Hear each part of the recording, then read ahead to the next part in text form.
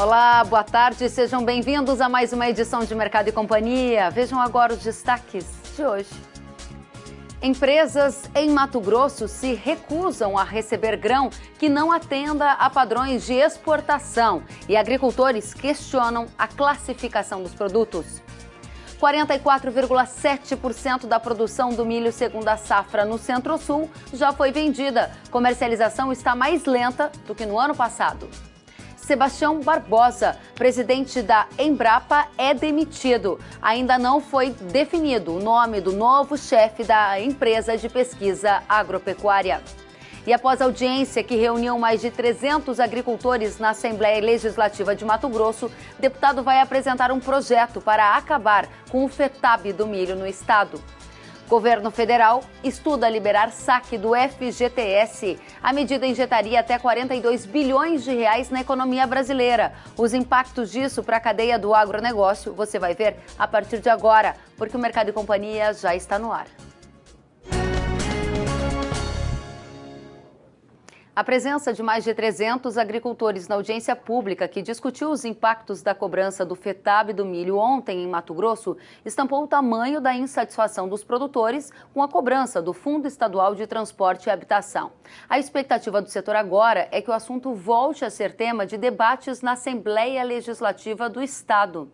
Nós vamos até Cuiabá conversar com o jornalista Luiz Patroni. Patroni, os produtores querem o fim do FETAB do milho e parlamentares ouviram essa demanda e vão apresentar um projeto para tentar colocar fim à cobrança?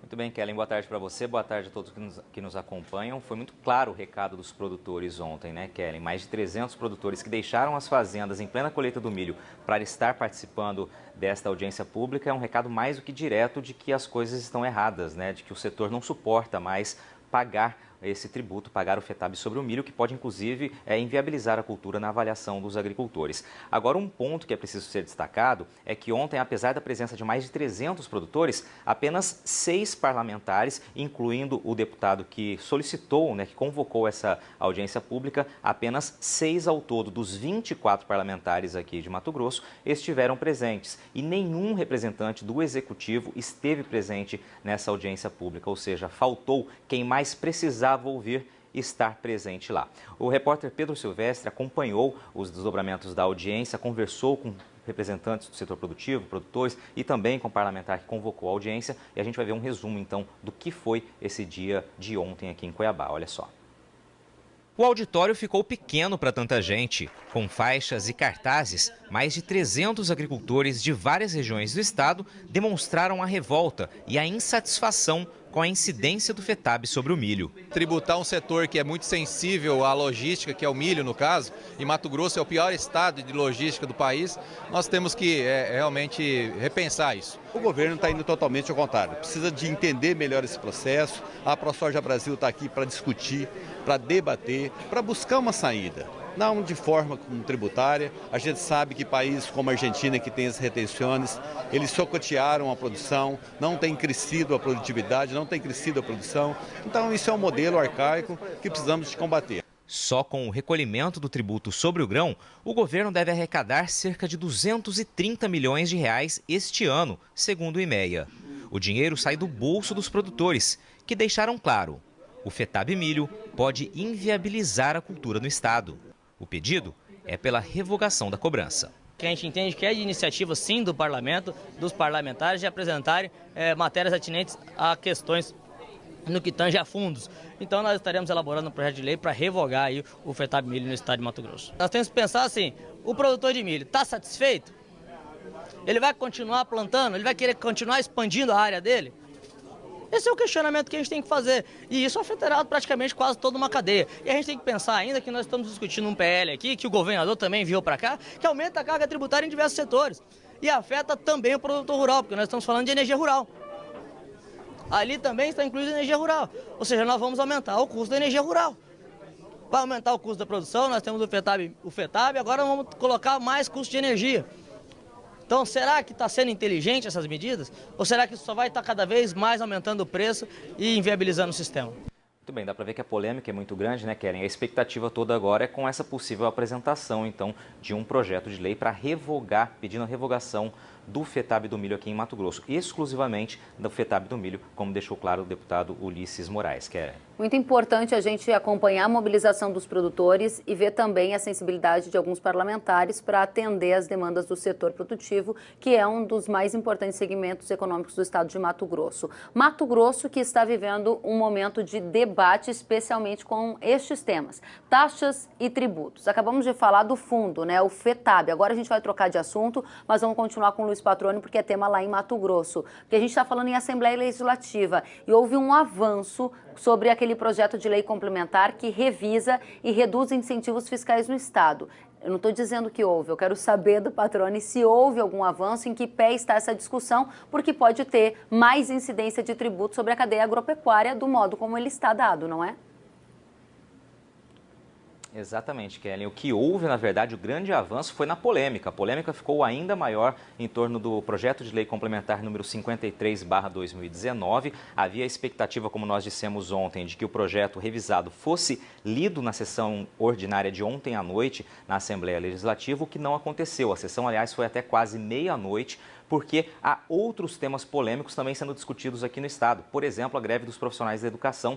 São mais de 50 dias, hoje completa 51 dias de paralisação aqui de greve dos profissionais da educação, e esse assunto acaba trancando outras pautas, incluindo a do PLC 53. Na sessão que está acontecendo agora, nesse exato momento na Assembleia Legislativa, também muito tumulto com profissionais da educação e tentativas aí de travamento das discussões para que outros projetos não avancem. A exemplo, e entre eles principalmente, o PLC 53. Há uma sessão ainda hoje à tarde, uma segunda sessão, e há expectativa ainda, Kellen, isso está deixado claro pelo próprio presidente da Assembleia Legislativa, de que o projeto, o PLC, deve ser lido ainda hoje com possibilidade de primeira votação já nesta quarta-feira. A gente lembra que esse projeto é extremamente polêmico. Ontem a própria Acrimate publicou mais uma nota, um artigo dizendo o que o setor aceita, apenas aquele 1,75% de ICMS sobre a carne bovina aqui dentro do estado, não aceita mais do que isso. O governo endurece de outro lado, outros setores da economia também estão se manifestando, a polêmica é grande e a gente lembra que o projeto original impactava em cerca de 339 milhões de reais o agronegócio aqui do estado, com a revisão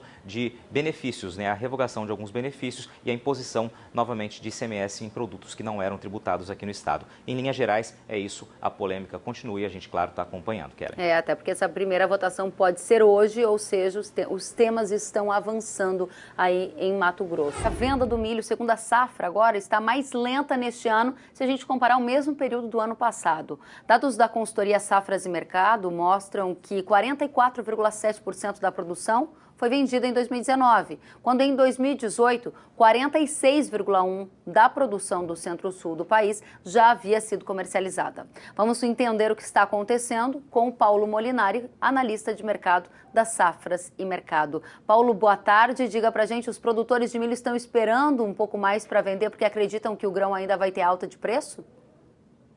Bem, boa tarde, Kellen. Bem, na verdade, essa situação climática aí de maio e junho na safra americana, a expectativa de uma quebra mais forte, realmente atrasou um pouquinho, segurou um pouquinho o ritmo de vendas dessa safrinha recorde que nós estamos vivendo. Mas, assim, o percentual que nós temos hoje, em cima de uma safrinha de 75 milhões de toneladas, frente ao percentual do ano passado, em cima de uma safrinha de 48 milhões, eu diria que nós estamos até bem vendidos, para essa época do ano, e aguardando agora o relatório do dia 12 de agosto aí do USDA para ver realmente como fica o tamanho dessa safra americana. Esse dado que é tão esperado agora para agosto, pelo dado que vai ser divulgado pelo Departamento de Agricultura dos Estados Unidos, ele pode gerar novas altas de preço e é por isso que tem muita gente esperando? Qual é a sua expectativa pessoal? Pode gerar, sim, porque o USDA tem um protocolo de relatórios, Esse protocolo foi obedecido com o levantamento do dia 28 de junho de área plantada, onde ele não conseguiu pegar toda a avaliação de área em função de que o plantio foi muito atrasado. No dia 11 de julho, ele refletiu esse relatório do dia 28 de junho, que também não estava refletindo toda a área. Então, os dados hoje eles estão bem perdidos no milho.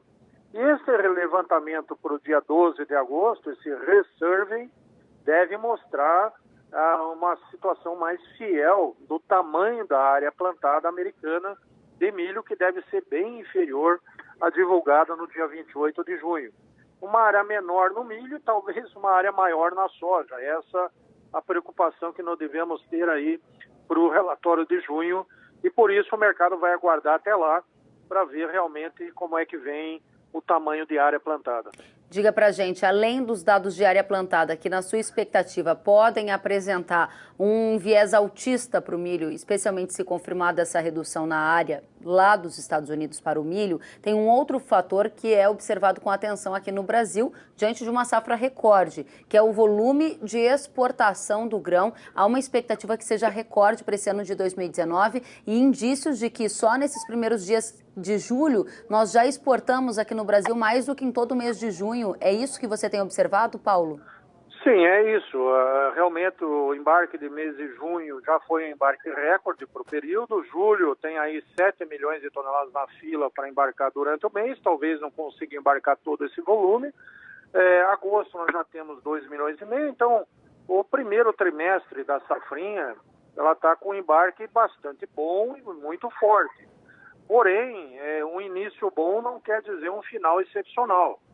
O Brasil precisa vender muito milho ainda de setembro a janeiro para nós atingirmos um recorde. Então, o que temos até agora é muito bom, é excelente, é razoável, mas o Brasil precisa vender. E o que nos preocupa mesmo é o excesso de retenção no interior, porque se o produtor segurar muito milho no interior, nós vamos acabar perdendo essa janela melhor de exportação.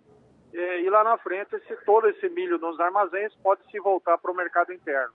Agora, Essa Paulo, é a nossa grande preocupação com o preço do segundo semestre. Importante esse ponto que você observa, e eu faço uma pergunta enquanto analista para você, se fosse produtor e ouvisse essas projeções em relação a uma provável diminuição da área de milho e também a um ritmo ainda aquecido das exportações brasileiras, você hoje venderia parte do seu milho ou também esperaria?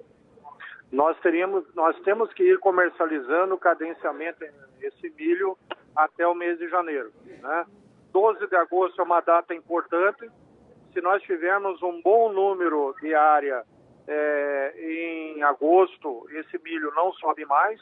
E se o USDA trouxer uma grande surpresa, num corte muito maior de área do que se imagina, nós podemos ter um mercado explosivo para frente. Então, assim, nós temos que ir vendendo. A safrinha é muito grande, há milho em todos os lugares no Brasil. Nós não estamos sozinhos no mercado internacional. A Argentina tem uma safra recorde, a Ucrânia tem uma safra recorde, e nós temos que desocupar os armazéns até janeiro. Então, nós precisamos fazer exportação. Um número de 40 milhões de toneladas na exportação hoje na mídia é apenas uma sugestão. Nós imaginamos que possa chegar a isso, mas o produtor precisa vender. Se não vender, nós não temos exportação. Agora 40 milhões de toneladas exportadas seria realmente um número recorde, mostrando como o milho tem deixado de ser uma cultura coadjuvante para assumir um protagonismo também na economia agro do país, não é, Paulo? Por hoje, pois não. Perfeitamente. O milho é um complemento já aí perfeito com a soja, né? E também ocupa nossos espaços aí na logística no segundo semestre, nos portos brasileiros. Sentiu falta de algum conteúdo? Acesse canalrural.com.br.